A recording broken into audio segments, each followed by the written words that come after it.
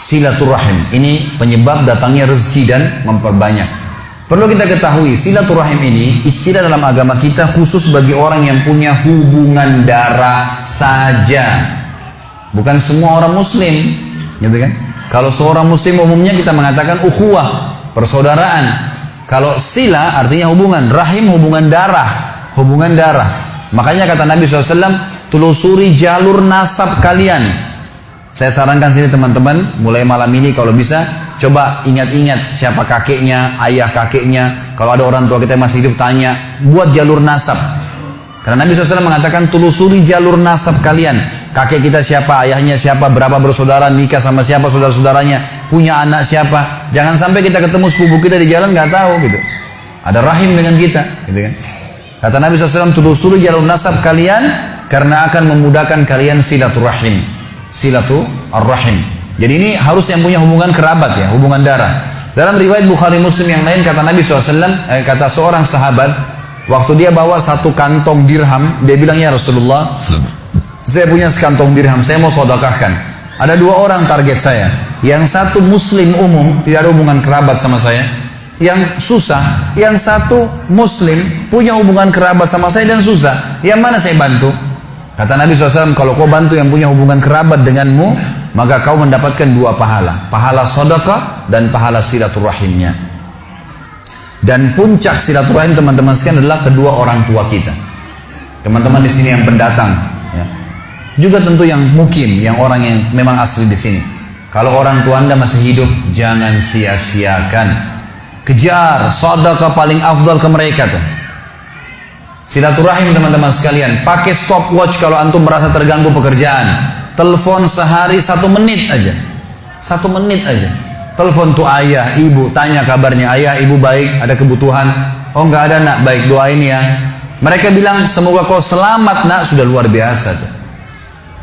Telepon mereka, teman-teman banyak di Indonesia, di Jakarta saya temukan yang memang merantau, akhirnya orang tuanya cuma ditelepon setahun sekali. Ah gampang nanti kalau Idul Fitri mudik sekalian ketemu. Tapi kalau teman-temannya tiap hari telepon, kalau nggak telepon temannya dimarah-marahin, kenapa nggak telepon, tiap hari dicari. Ini gimana cara? Padahal orang tua itu puncak silaturahim. Teman-teman coba renungin. Ada seorang syekh di Saudi, di Jeddah, dia lagi isi pengajian. Kemudian saking pentingnya dia tahu ya, ini orang tua bagaimana. Dia bilang, saya ditelepon oleh seorang laki-laki. Dia bilang, saya nggak kenal. Laki-laki ini bilang, syekh, tolong bantu saya nih, apa jalan keluarnya? Sejam lagi saya akan divonis oleh pengadilan, dipenjara 10 tahun karena saya difitnah. Difitnah, data-data palsu semua dikasih ke pengadilan dan saya difitnah. Apa saran Anda nih? Kira-kira apa yang saya harus lakukan nih supaya Allah bisa menyelamatkan saya? Kata syekhnya ini, saya dengar ceramahnya, dia bilang begini, menarik sekali kisahnya. Dia bilang, apa kau masih punya orang tua yang hidup? Kata orang itu, ayah saya sudah meninggal, ibu saya ada. Kata syekhnya, kau masih bisa keluar dari pengadilan? Dia bilang masih bisa. Baik, sekarang kamu keluar dari pengadilan, singgah di restoran terbaik yang kau temuin, kemudian temuin ibumu, ajak makan siang ibumu. Kata dia, syekh, sejam lagi saya divonis penjara 10 tahun. Bagaimana bisa mau makan lagi sama orang tua? Kata syekhnya, kalau kau mau jalanin saran saya, jalanin itu. Anak ini dalam kondisi dia bingung, tidak tahu apa, maka dia pun singgah di restoran, kemudian dia pergi ke rumah ibunya. Setengah jam kemudian kata syekh, saya ditelepon. Syekh, jazakallah khair, semoga Allah balas Anda dengan kebaikan. Kata syekhnya, kenapa? Dia bilang, saya baru ditelepon oleh pengadilan, ternyata orang yang membuat fitnah buat saya terbongkar kedoknya dan dia sekarang yang akan divonis 10 tahun. Dan semenjak saya masuk di sini, saya makan sama ibu saya, sekarang saya depan ibu saya, dari pertama saya masuk terus lisannya ibu saya mendoakan, semoga kau selamat nak, terima kasih kau sudah datang bawa makanan. Hanya membawa makanan. Orang tua kita teman-teman sekalian tahu menilai tahu menilai pemberian anak kita, pemberian kita. Tidak pernah orang tua itu diberi sesuatu yang sederhana seperti teman kita masih bisa marah atau pasangan kita masih bisa merengut. Orang tua selalu berterima kasih dengan apapun yang kita berikan sedikit. Ada seorang anak di Jeddah meninggal dunia. Seorang syekh lagi sholat, suaranya Masya Allah bagus sekali kalau dia jadi imam. Saya banyak cerita tentang Saudi karena saya pernah kuliah di sana teman-teman. Jadi bukan karena Saudinya. Kalau Anda punya cerita di Indonesia mungkin bisa terjadi di mana-mana tentunya. Saya cerita tentang ini karena saya tahu gitu. Di Jeddah ini ada satu orang syekh, suaranya bagus. Kalau sholat Jumat penuh masjid. Kalau dia jadi imam, Masya Allah suaranya gitu. Dia juga kalau khutbah, hampir semuanya orang nangis kalau bicara masalah akhirat, khusyuk. Jadi dia ikhlas sekali gitu. Dia cerita dalam salah satu khutbahnya, saya dengarkan ceramahnya. Dan ini tradisi saya suka dengar ceramah-ceramah. Walaupun saya sudah sering isi ceramah, gitu kan. Kita tidak boleh batasi dengan ilmu. Selalu kita merasa haus dengan ilmu itu. Maka saya dengar ceramah, dia mengatakan pada saat saya salah satu Jumat, saya lagi jadi imam. Di rakaat kedua, pas sujud pertama ada suara gemuruh tengah-tengah masjid. Dia bilang, lalu saya salam, saya tanya, saya pakai mic. Kenapa itu, ada apa? Dia bilang, Syekh, ada orang jatuh. Tadi waktu sholat sujud rakaat kedua, sujud pertama jatuh. Kata Syekhnya, berikan dia ruang biar dia bernafas dan tolong antar. Beberapa ikhwah tolong antar ke rumah sakit terdekat. Waktu diantar, kata dokternya, orang ini sudah mati setengah jam yang lalu. Maksudnya pada saat dia lagi sujud di hari Jumat, gitu kan? Ini luar biasa. Kata Syekhnya, ini jelas-jelas husnul khatimah. Hadis Nabi SAW, siapa yang meninggal hari Jumat tidak akan kena fitnah kubur. Dan juga dia mati dalam keadaan sholat. Jelas dari ibadah, apalagi lagi sujud kepada Allah SWT. Lalu dia bilang, datang adiknya mengambil jenazah kakaknya. Lalu saya bilang, ini kakakmu datang jauh-jauh sholat di sini karena dia mau sholat dengan saya. Dia mau dengar ceramah, dia mau dengar suara bacaan Al-Quran.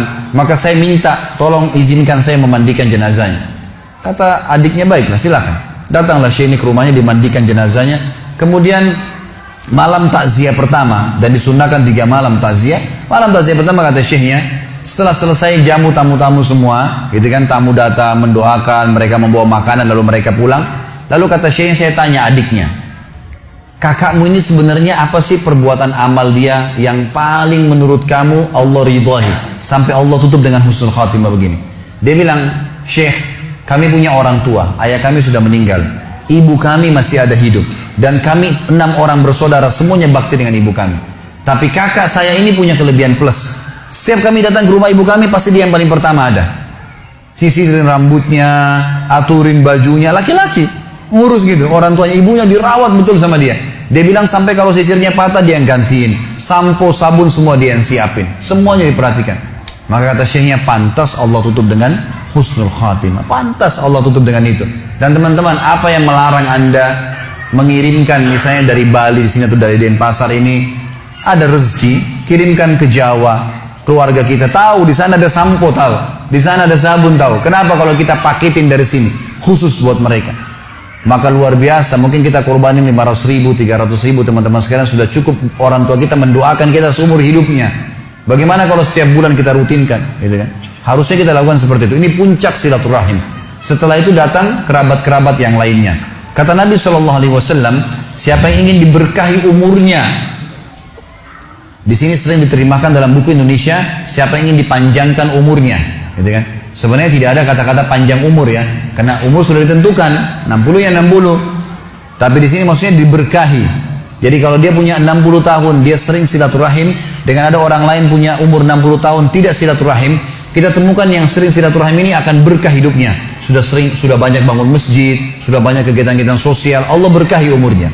Siapa yang ingin diberkahi umurnya dan diluaskan rezekinya, maka dia sebaiknya melanjutkan silaturahim.